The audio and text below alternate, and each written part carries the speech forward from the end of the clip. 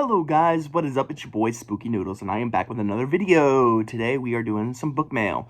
Now I think I have a package coming tomorrow from an author that is from Michigan. That's the only hint you're getting. But today I thought I'd do a special giveaway from a special somebody. And that special somebody is Ronald Kelly. Ronald Kelly, if you don't know, well now you'll know.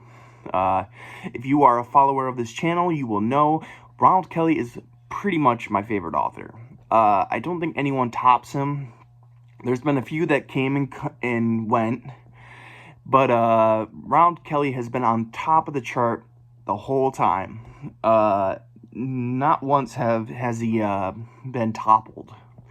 So he's just my favorite author. And I got a package here from him, and we shall open it up and see what we have.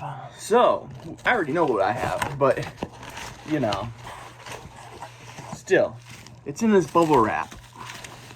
So, let me just really quickly open it.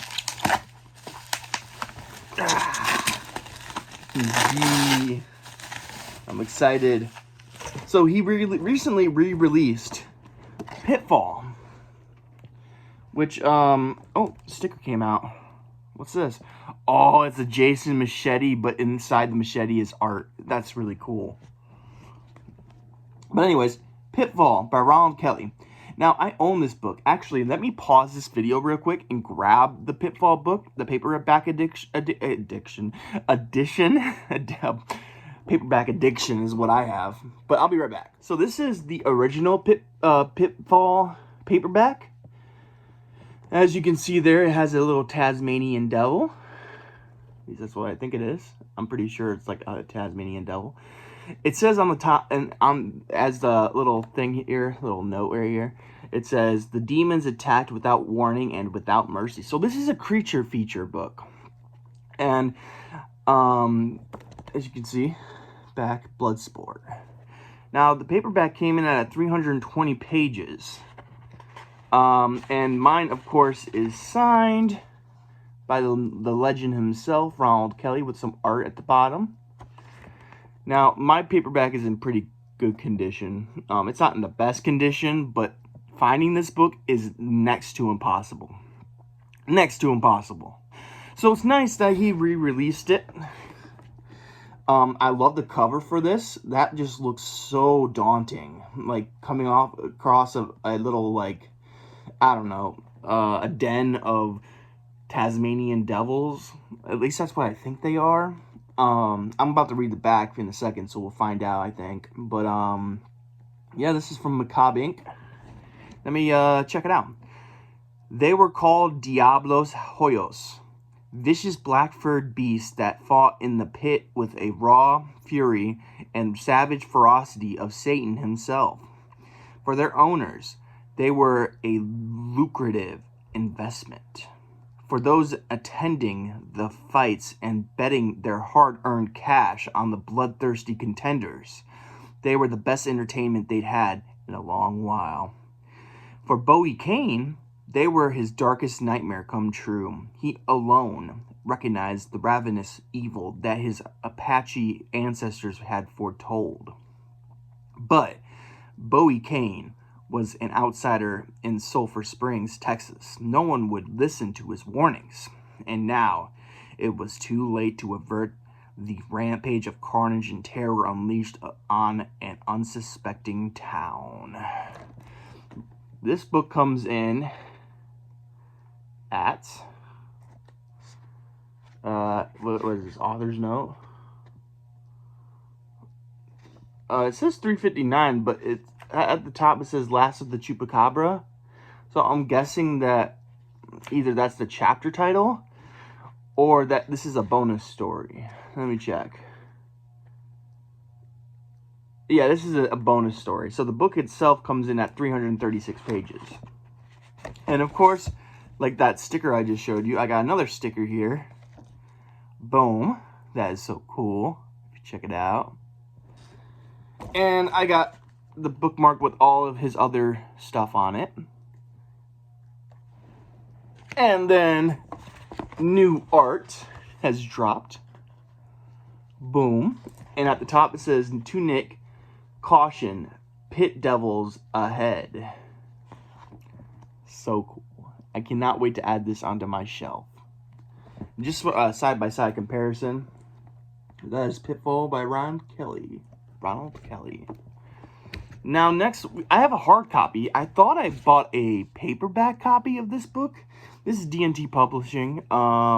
This is The Shrouded Tome, 10 Forgotten Fables.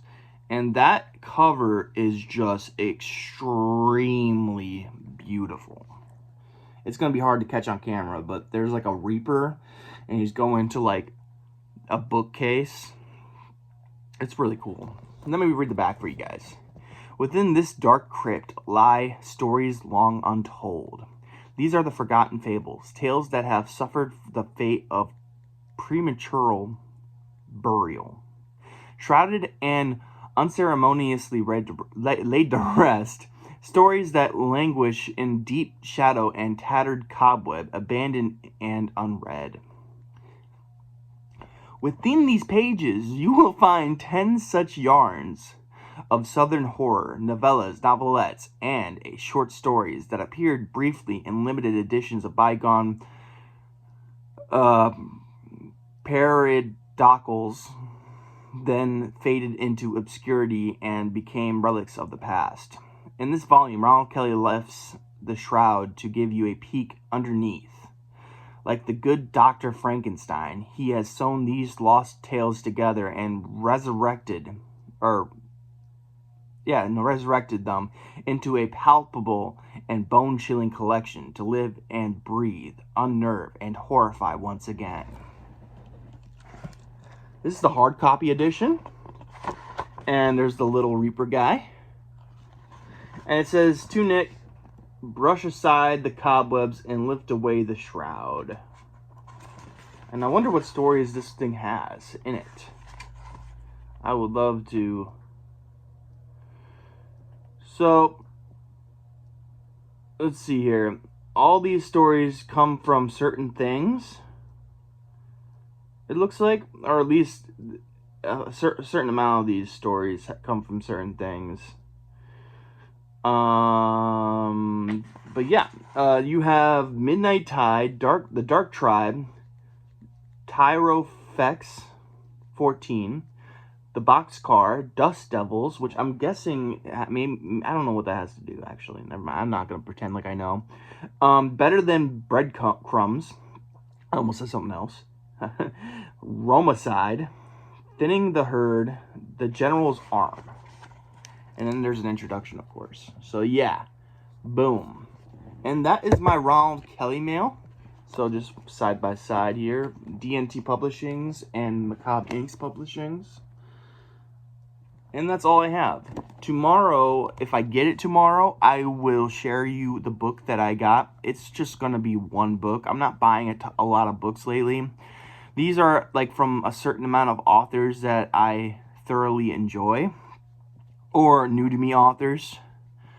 I like to support friends, so when I can, I'll support them, but I can't support too many people at the moment because funds. But yeah, very good book mail. Like I said, I can't wait to read Pitfall and The Shrouded Tome eventually. Ronald Kelly is one of my favorite authors of all time. Is my favorite author of all time. There's been a few that have come and gone. Right now, my current kick is anything to do with shark books. And Brian Barry has a ton of shark books. But honestly, no one can comprehend how much I love Ronald Kelly's writing. Now, if Ronald Kelly wrote a shark book, which I doubt he would, because he has, I don't think he has much of an understanding of sharks, I guess, because he's from, I mean, this is all assumptions right now. Maybe he knows a lot more about sharks than I think he does, but coming from the Appalachia mountains, or maybe not the mountains themselves, but you know what I mean. He's from that area. he probably just writes what he knows. And if he doesn't know, I lived in California and Virginia, so I know a little bit about sharks. You're probably thinking Virginia. Why is that? Well, Virginia has a beach. But anyways, yeah, I'm currently reading Cow Shark. I'm actually reading a few things at the moment. My phone died one day, and I had only the books in my backpack to read. So I read a little bit of Sean Hupp's Pound, a little bit of Richard Lehman's Dreadful Tales, and then Cow Shark by Brian Barry is one I'm reading on my phone. I'm also listening to Jaws. So I'm having a fun Shark Week. It's over, I think, today. Excuse me. I just ate some popcorn, so I'm a little burpy, I guess. And I chugged Sprite, which probably is the real reason why I'm burpy. Anyways, I forget what I was talking about, but yeah, sharks, awesome, love them. That's why I'm reading a lot of shark books, like Jaws and Cow Shark. I just read Thresher. So I'm having a fun Shark Week today. I think it ends today, but that's okay. I'm gonna continue reading it. It's summertime, you know. There's no end to shark books. You know, sharks exist in the summer, so I mean they exist all year round, but you know what I mean. It's a summertime, and I want to read about sharks, so I'm gonna keep reading about them. I hope you guys are having a great day. I'm currently still writing. Now I went like a month and a half without writing anything. I mostly used that time to write music. I found out recently that I can do my own music. Not very well, but I can still do it. But that I took a break from writing because it was getting on not getting on my nerves, but it was getting very stressful trying to write and not being able to write anything. You know, staring at a computer for an hour and writing like 200 words is not fun. So, I'm writing a story, a camping story based in West Virginia. It's called, well, I don't actually have a name for it yet. I think I'm going to call it something like, at the end of the story, you pass a sign that says Braxton County. At least that's what I'm going to write in the story. And if you don't know anything about Braxton County, West Virginia, there's this place called Flatwoods. And Flatwoods has this monster back from like the 1950s. An alien's ships crash landed in Flatwoods. And these 4 people, mostly kids and 1 canine, go and search this giant fireball that crashed by in the nearby woods. And they come across this creature, the Flatwoods monster. And that's what I'm writing about. I'm writing about the Flatwoods monster. Now, I don't know if I want it to be a period piece, you know, or at least have it take place in the 1950s. I'm writing it currently as if it was a nowadays story. I'm just I don't actually put any of details of what year it is in the story, but they do kind of act like they're from like this period in time, you know. But I could obviously alter it a little bit and make it so it takes place in the 50s or whenever the Flatwoods monster happened, and I can make it run alongside the story of the Flatwoods monster, the original story. But I don't think I'm going to do that. I think that's going to take a lot of work, and I don't have enough time to do that, even though that's what I would love to do. I would love to have it run alongside that story and have like little intervals where they interconnect, you know, but I don't have enough time, and I've already written it one way, so I'm just going to keep writing it and finish it, and maybe later on, if I want to alter it, I'll alter it, but for now, it's for an anthology that I'm actually helping curate with Alicia McAdoo. It's Camping Gone Wrong or whatever, I forget what the title is. I have a cover, and maybe I'll post the cover up here somewhere. Probably not, but we already accepted all the stories, I think, and I gotta send out contracts maybe today or tomorrow. But yeah, it's going to be a fun book. I'm still writing my story for it. I'm the last one that's not written their story. And it's because I was in a writing funk. But Alicia really wants me to be in the anthology, so I'm trying my best. I'm already at like 3,000 words written, like over 3,000 words written. In fact, I might be close to 4,000 words written. I'm not sure, but the max is 5,000 words. So I'm probably gonna. Sorry, I heard a dog. I'm gonna probably like stray away from that a little bit, but I'm gonna be darn close to 5,000 words at the end of this.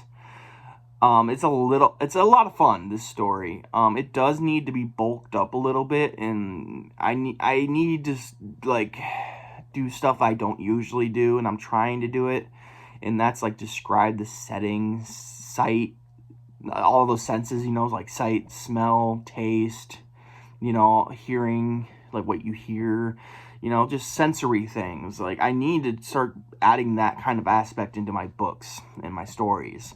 So I'm working really hard at it, but it's very hard to do, especially when you lack a lot of those senses. Like I have no taste.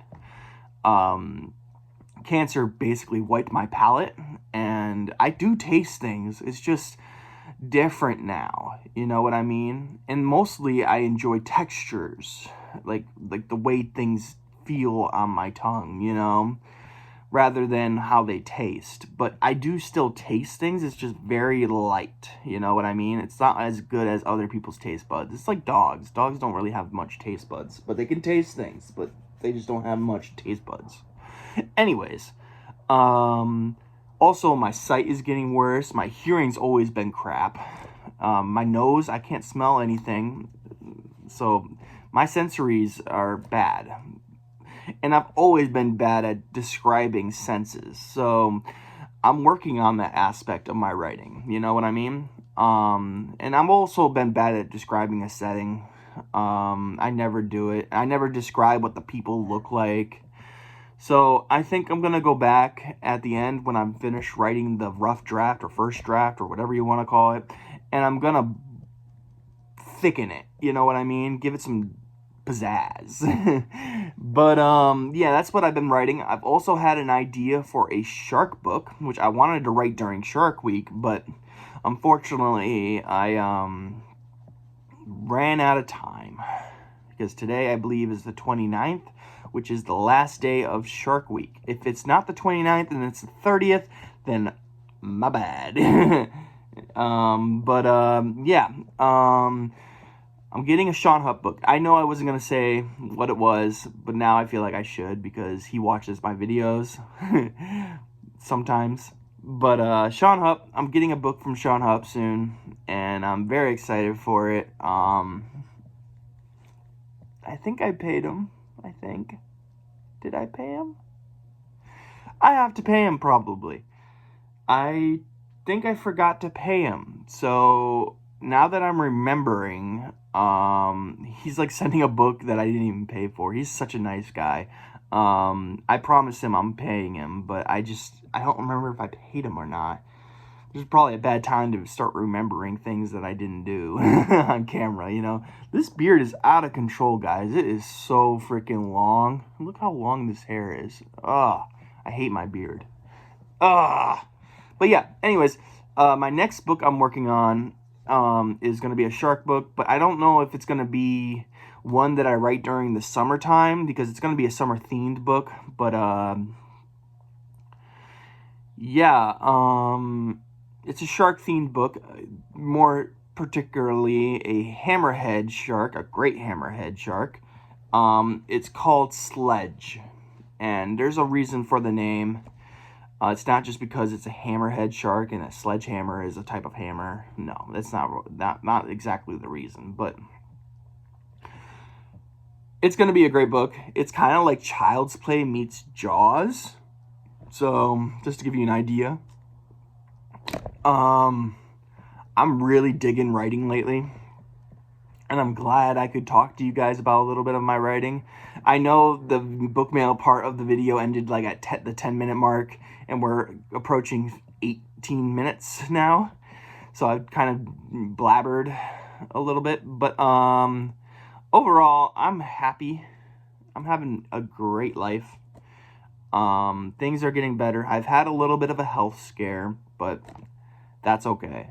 I haven't been buying books, but reviews are going to be coming soon. In fact, I got a brand new microphone, and as soon as I hook it up, I will start doing some reviews.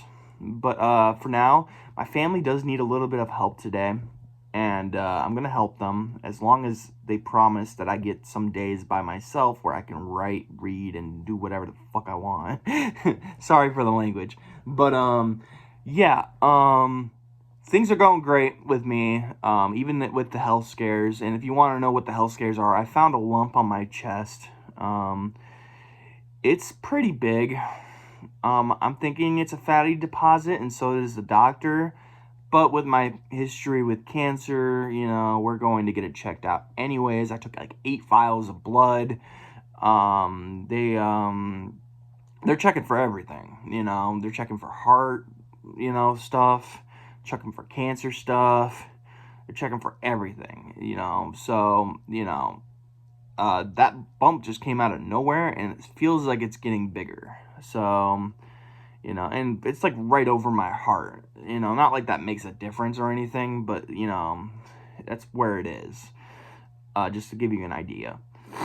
So, yeah, I think I want to read some Ronald Kelly very soon here, and Pitfall was one of those books I really wanted to read, but honestly, I've already started Buzzard Zone, which is a zombie book, and I don't feel like reading zombies right now, so therefore I'm not reading it. But Ronald Kelly has a lot of books. This is not even touching what he has out there.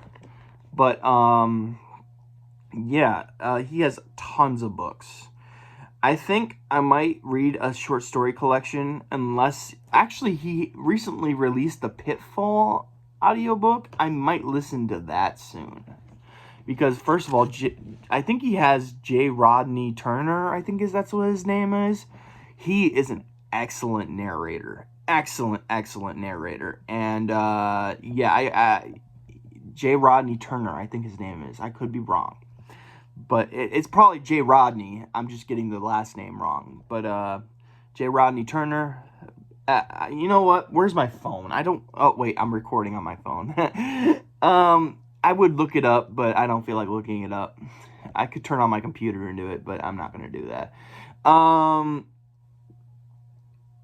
Geez, what else? It's been a while, guys, hasn't it? Like, I did a video recently, but other than that, I haven't really done much with you guys.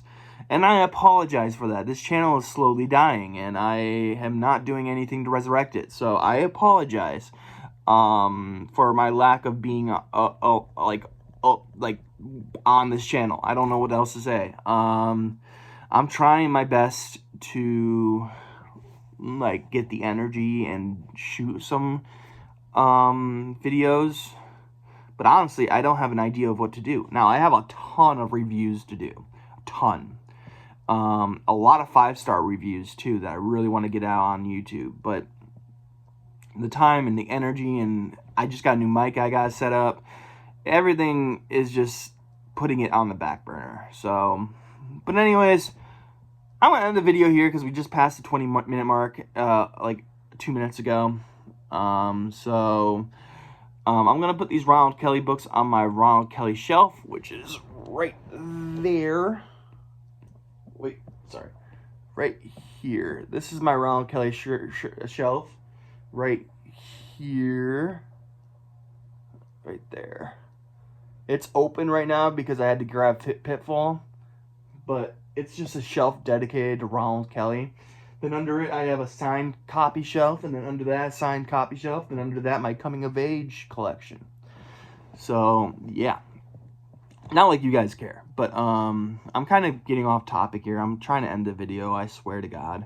But it's going horribly. But I hope you guys are having a great day. I hope you have a spooky night. I miss you guys. I miss you a lot. And I just miss doing this. Even if no one watches my videos, I just miss doing this. So Hope you guys are having a great day and spooky night, and I'll catch you in the next video. Bye. We don't celebrate Halloween, but we like to dress up and have a little fun. That's Halloween. There's literally nothing else to the holiday. What you've just described is Halloween.